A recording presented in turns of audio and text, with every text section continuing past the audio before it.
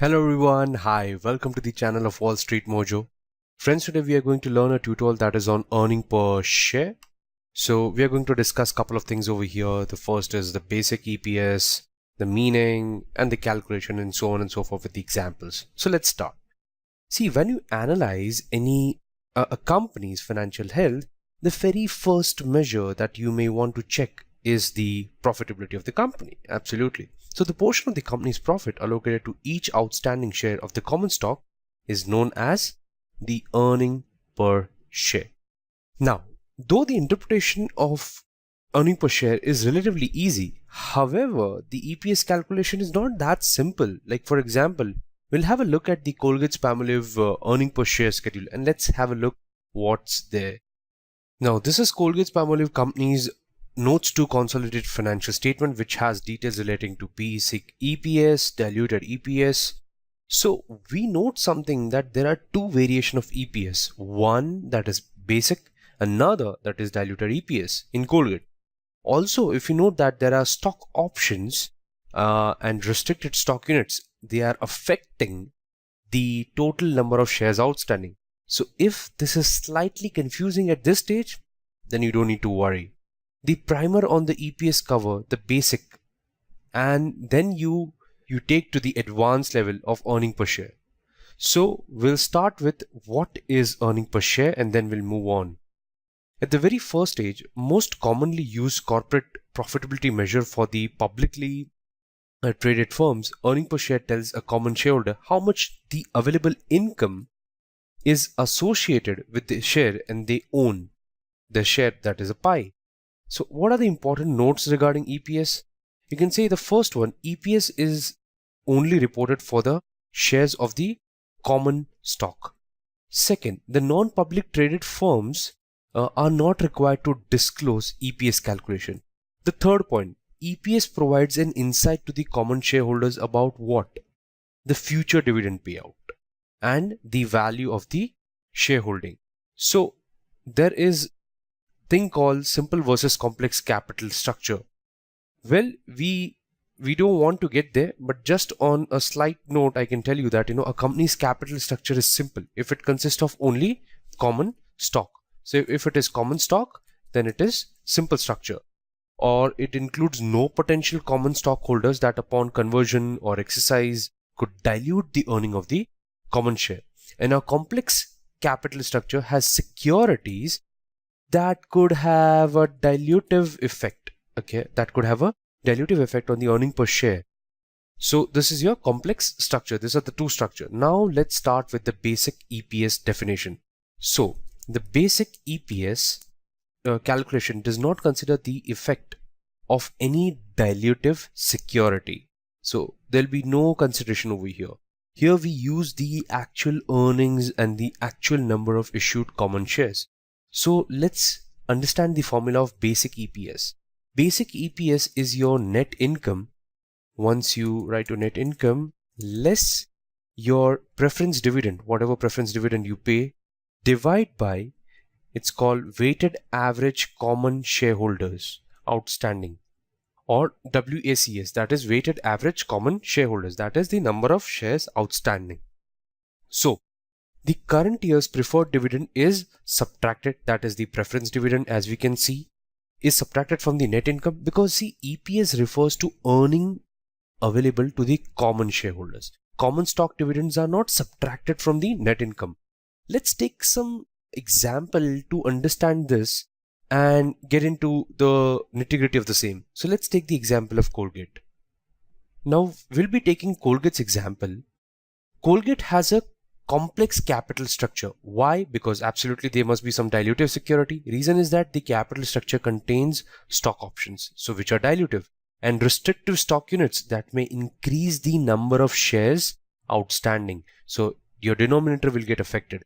And if the number of shares outstanding increases, it's a simple rule, the EPS has to decrease, provided the net income remaining the same. So in this case, Colgate's number of shares outstanding due to stock options and the restricted stock units is 9.1 million for the year 2014. The basic, look at this, 2.41. Dilutive is 2.38. So because of the restricted stock units, that is 9.1, the basic EPS is getting reduced to 2.38, which is your dilutive EPS. So let's take a common example of Colgate, how the EPS has been calculated. The net income of 2013 attributable to the common stockholders is 2241 million, okay, of Colgate, and the common shares outstanding is 930 million. EPS calculation of Colgate is quite easy. 2241 is your income divided by the number of shares. That will give you your EPS 2.41, which we just discussed a few minutes before. So this is how your basic EPS has been calculated. Let's take another example and get into the same. Let's say there is a company called Albatross Inc. in 2007, which has a net income of close enough to 1 million. It's $1 lakh. And the additional data that is available is 1 lakh shares of Class A, preference cumulative shares, dividend amounting to 2 per share. There's Class B of 50,000 shares, which is non-cumulative, dividend amounting to 1.5, and no dividend declared or paid in the current year. So what will be the numerator or basic EPS that we are talking about? So let's see the calculation, how things have been done. The numerator of EPS is your net income less the preference dividend. So net income is $1 lakh. The amount attributable to Class A shareholders, that is over here, as we saw, it's 2 per share. So 2 lakh. And amount attributable to Class B.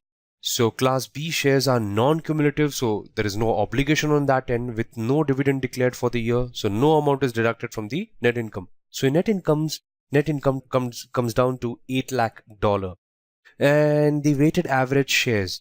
Now the weighted average shares on 1st January was 1 lakh. Then on April 1st, 20,000 shares were been issued. Okay. There were other details like 1st June, 30,000 shares was issued. On October, 50,000. And on 31st December, final year and end balance was 1 lakh 40. So let's go down and see how things have been calculated. So 1 lakh shares was till 31st of March was outstanding for three months. So the weighted average shares is 25,000. Then the number of outstanding shares are getting to 1 lakh 20 because new shares have been added, that is 20,000. So 1 lakh 20 shares outstanding for 2 months from 1st April to 31st of May. So those number of weighted shares is 20,000. For 1st June, as you can see, 1st June to 30th September, the new shares were issued. That is, on 1st, 30,000 shares were repurchased. So in case of repurchase, the shares will reduce. So in accordance with that, for 4 months, the weighted average number of shares is 30,000. And from in final, 50,000 new shares were issued, which will give us the weighted average shares as 35,000. So the new shares have been added, 90 plus 50, 1 lakh 40 for 3 months, 35,000, which gives the final weighted average number of shares as 1 lakh 10,000. So if you just divide the net income divided by 1 lakh 10, that will give you a final EPS.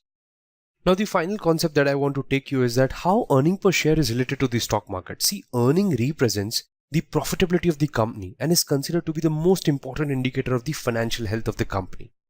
Earnings are reported 4 times a year by the public listed companies, and we note that the research analysts and the investor closely follow the earnings seasons. So growing earning or EPS is a measure of company's great performance and in a way a measure of return for the investors. In fact, EPS is directly related to the stock markets by the way of wide trackled Wall Street PE multiple or price by EPS ratio. So lower the PE multiple compared to the industry average, better it is from the point of view of the investments and the valuation. So the stock prices react sharply to the quarterly earnings due to the very same connection. For example, over here, as you can see, is the share price movement of BlackBerry Limited.